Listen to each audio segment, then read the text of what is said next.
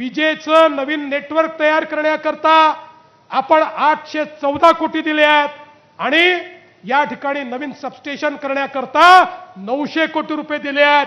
पुढच्या 25 वर्षात या नाशिकच्या परिसरामध्ये जे उद्योग येणार आहेत त्या उद्योगांकरता हे इन्फ्रास्ट्रक्चर कामात येणार आहेत। आणि मग काल सांगितलं की कोणती गुंतवणूक आली, आम्हाला विचारलं, यादीच घेऊन आलोय, मी मोकळा येत नाही।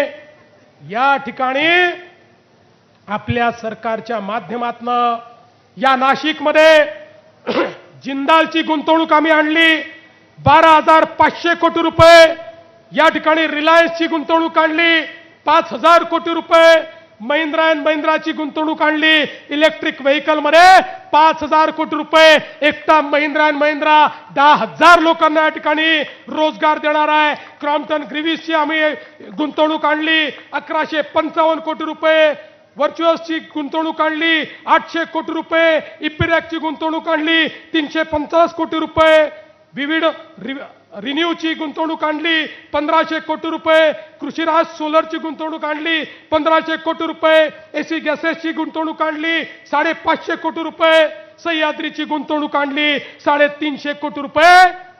57,000 कोटी रुपयाची गुंतवणूक ही आम्ही या नाशिकमध्ये आणलेली आहे, नाशिकमध्ये।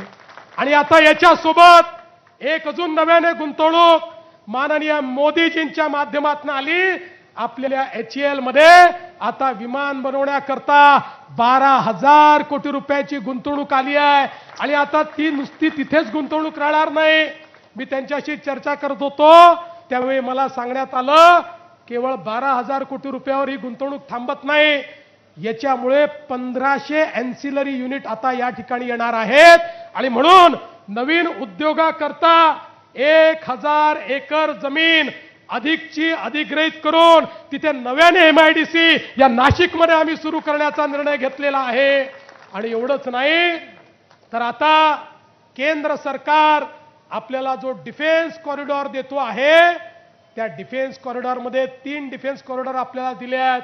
त्या 3 डिफेन्स कॉरिडॉरमध्ये जो आपला एअरफोर्सशी संबंधित, एव्हिएशनशी संबंधित जो आपला डिफेन्स कॉरिडॉर आहे तो नाशिकमध्ये करण्याची शिफारस आम्ही केलेली आहे आणि ती अंतिम टप्प्यामध्ये केंद्र सरकारकडे आहे। आणि म्हणून मी तर छोट्या छोट्या गोष्टी सांगितल्या नाहीत आणि मी तुम्हाला सांगतो इथे थांबलो नाहीये। 50,000 कोटी रुपयाच्या अजून गुंतवणुकी पाईपलाईन मध्ये आहेत, त्यातल्या काही डावोस मध्ये आता होतील कारण त्याच्यात परदेशी गुंतवणूकदार आहेत।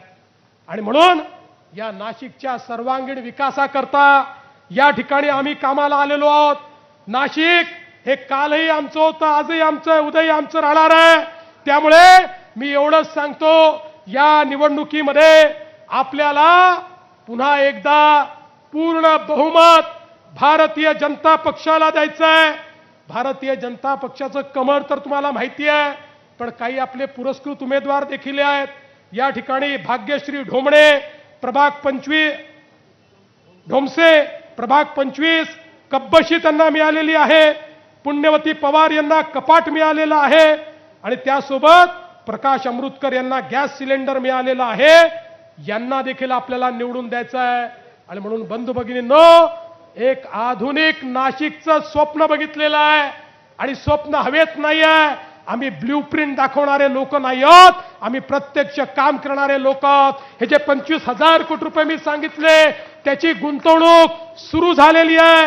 नाशिक बदलतंय। पुढच्या काळामध्ये एक आधुनिक नाशिक हे आम्ही तयार करू, ज्या नाशिकमध्ये आधुनिकताही असेल आणि ज्या नाशिकमध्ये संस्कृती देखील असेल, सांस्कृतिक राजधानी आणि या ठिकाणी मॅन्युफॅक्चरिंगची राजधानी, अशा प्रकारचं नाशिक आपल्याला तयार करायचं आहे। आम्ही जे सांगतो ते करणारे लोक आहोत।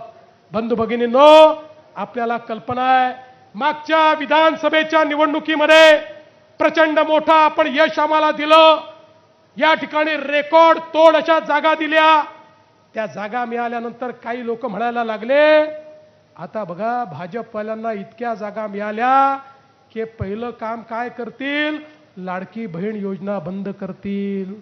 1 वर्ष होऊन गेलं, लाडकी बहीण योजना बंद झाली नाही। लाडक्या बहिणींनो लक्षात ठेवा, जोपर्यंत तुमचा देवा भाऊ मुख्यमंत्री आहे लाडकी बहीण योजना बंद होणार नाही. पण मी माझ्या सगळ्या आमदारांना गिरीश भाऊंना सांगू इच्छितो, आता माझ्या लाडक्या बहिणींना केवळ लाडकी बहीण ठेवायचं नाही आहे. आता ही महानगरपालिका निवडून येणार आहे. सगळे नगरसेवक, महापौर, आमदार, तुम्हाला मी या ठिकाणी एक टास्क देऊन जातोय. आता माझ्या लाडक्या बहिणींना केवळ लाडकी बहीण ठेवायचं नाही, माझ्या लाडक्या बहिणींना आता लखपती दीदी करायचं आहे. लखपती दीदी. मोदी साहेबांनी लखपती दीदीचा कार्यक्रम दिलाय. आणि तुमच्या माहिती करता सांगतो बहिणींनो, 50 लाख बहिणी लखपती दीदी झाल्या. पुढच्या 4 महिन्यात 1 कोटीपर्यंत आकडा पोहोचणार आहे. आणि म्हणून आता मी नाशिकला आलो. महापौरांना, नगरसेवकांना, आमदारांना त्यांनी किती रस्ते केले विचारणार नाही, ती माहिती मला असतेच. मी त्यांना विचारणार आहे, माझ्या किती लाडक्या बहिणींना तुम्ही लखपती दीदी केलं, आणि जो चांगलं काम करेल त्यालाच पुढचे महानगरपालिकेत पदं मी देणार आहे. त्यामुळे माझ्या लाडक्या बहिणींना लखपती दीदी करायचं आहे. आणि म्हणून बंधू भगिनींनो, 15 तारखेला त्या ठिकाणी आपण मतदान केंद्रावर जा. प्रत्येकाला 4 मतं द्यायची आहेत. इकडचा तिकडचा विचार करू नका. 4 कमळं दाबा. 3 ठिकाणी वेगळे चिन्ह आहेत, तेवढे ती चिन्ह लक्षात ठेवा. बाकी ठिकाणी गेल्यानंतर माणूस कोण आहे बघू नका, तो कसा दिसतो बघू नका, स्मार्ट आहे का, केस कमी आहेत बघू नका. फक्त कमळ बघा. कमळ आपला उमेदवार आहे. कमळाचं बटन दाबा आणि बाहेर या. 16 तारखेला मतदान झाल्यानंतर, 15 तारखेला मतदान झाल्यानंतर 16 तारखेला रिझल्ट येईल. 15 तारखेला कमळाची काळजी तुम्ही घ्या. 16 तारखेपासून पुढचे 5 वर्ष तुमची काळजी आम्ही घेऊ, हा विश्वास तुम्हाला देतो. आणि माझं बोलणं संपवतो. धन्यवाद.